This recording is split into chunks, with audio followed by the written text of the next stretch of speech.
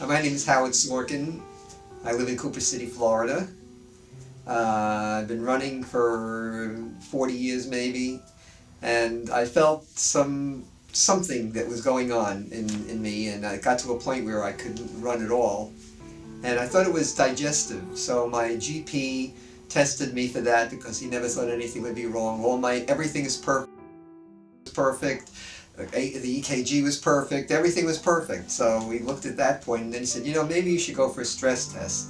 Went for a stress test, and my cardiologist, Michael Braun, who I love, the greatest guy, he looked at it not too nicely, and he says, I want you to go for a catheterization.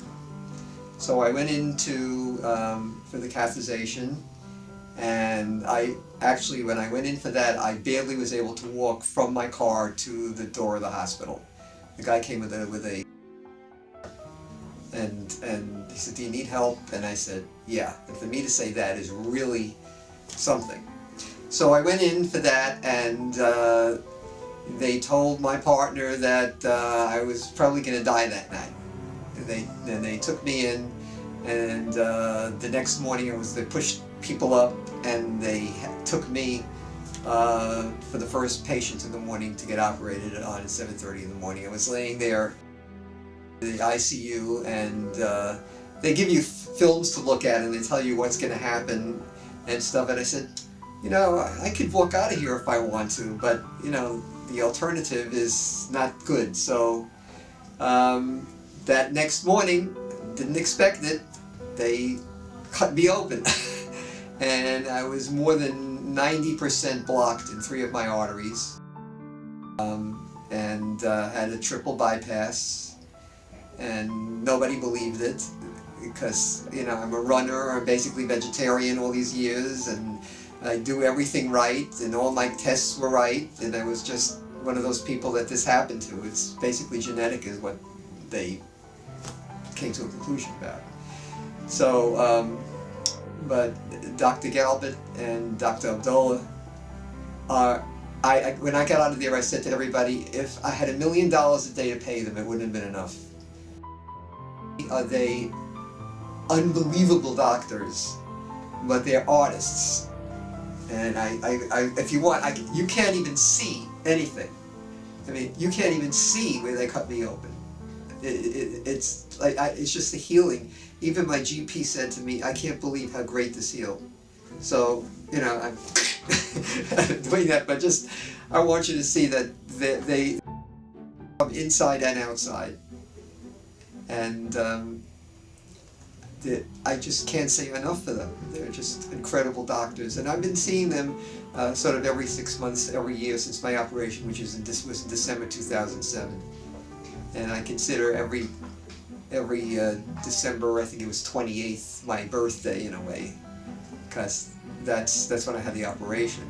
We were supposed to go to base camp on Mount Everest, and you know, I asked them, is it okay for me to do this climb, and I asked my cardiologist, and they said, go for it.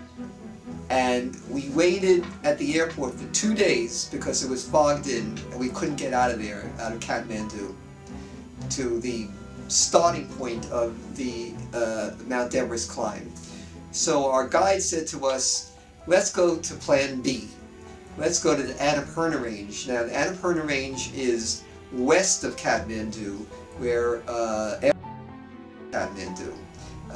Everest is a great accomplishment, but it's basically one big mountain, and I found out the Annapurna Range has 10 of the world's highest mountains.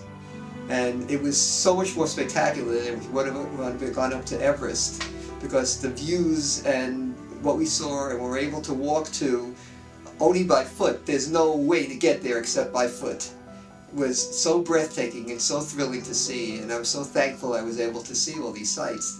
It was a very rewarding experience. I was told I was one of the oldest people to ever do that climb. There were younger people that couldn't even do it. So. And they all say to me, how old are you? How old are you? You know, I was 68 at that time, I'm 69 now. And I'm very thankful that I was able to do that. You know, I started out running again very slowly, but then I got up to doing my between 5 and 10 miles a day. But after the after the climb, I decided that all the work that I've done all my life in running and all that stuff was just so that I could be able to do that climb, and I sort of I cut down on my running.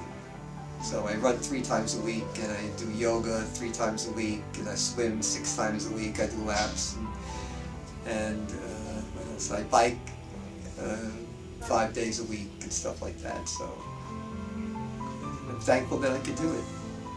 My operation was in December 2009, and I did this climb in the end of May, the beginning of June 2014. So 7 years later is when I did the climb. And I've had, actually, in the past, I think it was about 3 months ago, I went for a CT scan that did a complete, slices of my everything, and everything is perfect, they said. So I don't have to worry about all the arteries, everything that they worked on was perfect. So I'm very thankful for that. So they did a good job.